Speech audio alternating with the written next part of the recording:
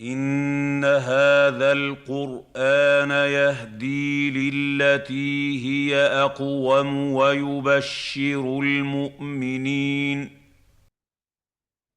Assalamu alaikum wa rahmatullahi wa barakatuh. Alhamdulillah, we're now at the attribute, if you will, tafsir kulli shay or tibyan li kulli shay. Allah subhanahu wa ta'ala explains that the Quran is an explanation or a clarification for or of everything. As Allah subhanahu wa ta'ala says, وَنَزَّلْنَا عَلَيْكَ الْكِتَابَ تِبْيَانًا لِكُلِّ شَيْءٍ وَهُدًى وَرَحْمَةً وَبُشْرَى لِلْمُسْلِمِينَ. Allah says, we have sent down to you a book as clarification for all things, and as a guidance and mercy and good tidings for the Muslims. And in Surah Al-Isra, Allah says, وَكُلَّ شَيْءٍ فَصَّلْنَاهُ تَفْصِيلًا. So Imam Sa'di, he comments on this and he explains, both the fundamental and minor issues of religion, rulings in this world and in the hereafter, and everything that people need to know. And it explains all of these things, right? That the Quran, either directly or indirectly, it explains to us everything we need to know in any aspect of our life. And that's why we always need to have this feeling that no matter what situation I'm going through, I'm going to find guidance. I'm going to find clarification concerning it in the Quran. And I'm going to find further explanation in the thing that explains the Quran, which is the Sunnah. Because you can't understand the Quran without the Sunnah, so then you have both of these. It explains fully in clear words to the extent that Allah repeats in it the most important matters that one needs to be aware of at all times. This is a very important point that he highlights here. What is one of the wisdoms behind the Quran repeating itself? The Quran, it repeats to you what you need to be reminded of, what you need to have every single moment in your life.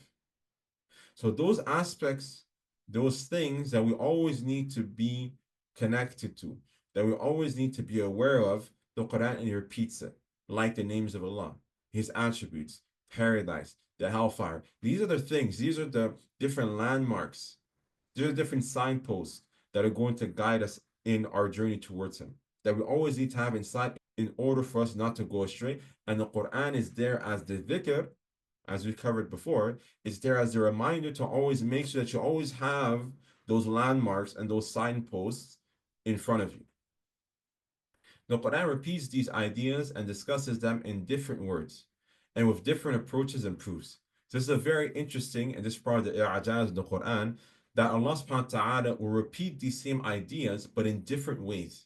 وَصَرَّفْنَا فِيهِ مِنَ الْوَعِيدِ. As Allah says in the Quran, وَصَرَّفْنَا فِيهِ مِنَ الْوَعِيدِ. That in the Quran, we've diversified the different warnings. Even the stories, Allah, He brings it to us different ways. The story of the story of Musa alayhi salam is the one that's the most mentioned in the Quran. But every single time it's mentioned in a different way. Sometimes with itnab, sometimes in a very lengthy way, sometimes in a very short way, sometimes with this detail, sometimes without that detail. And every single time it's giving us a different perspective on the story and different things we can take from it. In fact, some scholars, they say that every single time Allah mentions the story of Musa alayhi salam, the reason why He's mentioning it in that specific way, with those specific details, ties into the siyaqa, ties into the theme of that surah, or the context of that surah, or the context of what Allah is speaking about in those other verses before or after the story is being mentioned.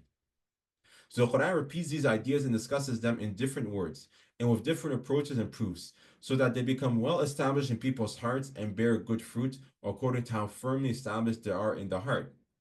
Allah uses clear, short, and comprehensive phrases that include many meanings.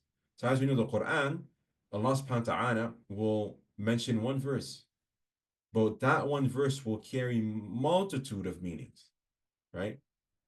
وَلَكُمْ فِي الْقِصَاصِ حَيَاةٌ يَا أُولِي الْأَلْبَابِ. How much meaning does this one verse have?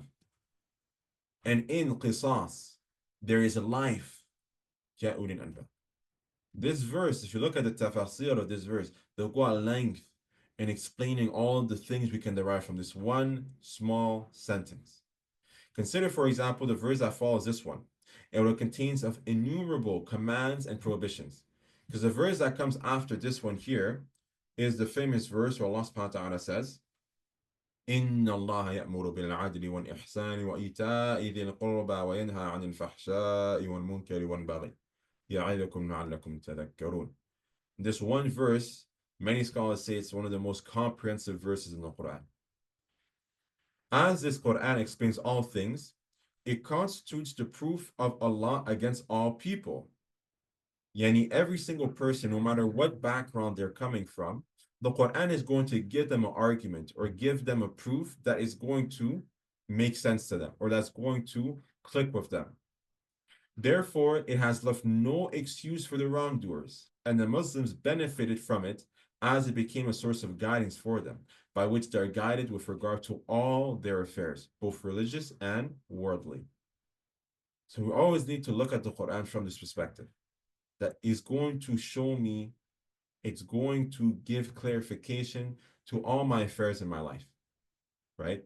And whatever further details I need, the Sunnah is always there to give them to it. The Sunnah is always there to give them to me. So ask Allah subhanahu wa ta'ala to guide us to that which is best. Subhanaka wa bihamdik. Nashhadu an la ilaha illa anta astaghfiruka wa atubu ilayk. إن هذا القرآن يهدي للتي هي أقوم ويبشر المؤمنين